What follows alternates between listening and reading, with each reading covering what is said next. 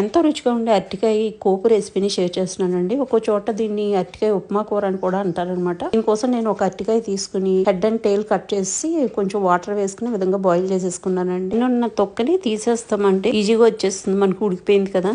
Peel off చేసుకున్న దాన్ని చేతితోటి జస్ట్ మనము ఇట్లా మెదిపినట్టు చేసుకుంటామండి. మరీ మెత్తగా కూడా అక్కర్లేదనమాట. ఇంకా దీనికి పోపు చేసేసుకుంటాము. పోపు కోసం నేను టేబుల్ స్పూన్ ఆయిల్ వేసుకుని దాంట్లో మినపప్పు, ఆవాలు, జీలకర్ర, ఎల్లుల్లి రెబ్బలు ఒక 4-5 ఎండుమిర్చి, కరివేపాకు వేసుకుని ఈ విధంగా వేగిన తర్వాత మనం ఏదైతే మెదిపి పెట్టుకున్నామో అరటికాయ మిశ్రమాన్ని దీంట్లో యాడ్ చేసేసుకుంటున్నామండి. యాడ్ చేసుకున్న తర్వాత ఈ మూమెంట్ లో సాల్ట్ కూడా యాడ్ చేసేసుకుని మొత్తం అంతా మంచిగా మిక్స్ చేసేసుకుని ఫ్రై అవనిస్తామండి. పైన మనకి చక్కగా కలర్ మారి చాలా బాగుంటుందండి. పై లేయర్ క్రిస్పీగా అవుతుంది అనమాట. ఈ విధంగా ఇంకా కలర్ మారుతున్నప్పుడు నేను ఇక్కడ ఒక పావు చెక్క నిమ్మరసం కింద స్టవ్ ఆఫ్ చేసిన తర్వాత స్ప్రింకిల్ చేసుకుంటాం అనమాట. ఎక్కువ పులుపు కూడా పట్టదండి. జస్ట్ ఆ పావు చెక్క నిమ్మరసం పిండుకుంటే ఏంటంటే పర్ఫెక్ట్ గా మనకి బ్యాలెన్స్ అవుతుంది. మీకు చూపించడం నేను హాఫ్ చెక్క చూపించినా కూడా నేను జస్ట్ కొద్దిగా మాత్రమే వేసుకున్నాను అనమాట. లేకపోతే పులుపు ఎక్కువైపోయినా అసలు బాగుండదండి. సింపుల్ గా అయిపోతుంది. చాలా చాలా టేస్టీగా ఉంటుంది. వైట్ రైస్ లో కలుపుకుంటూ తింటే భలే బాగుంటుందండి. లేదా సైడ్ డిష్ గా కూడా బాగుంటుంది.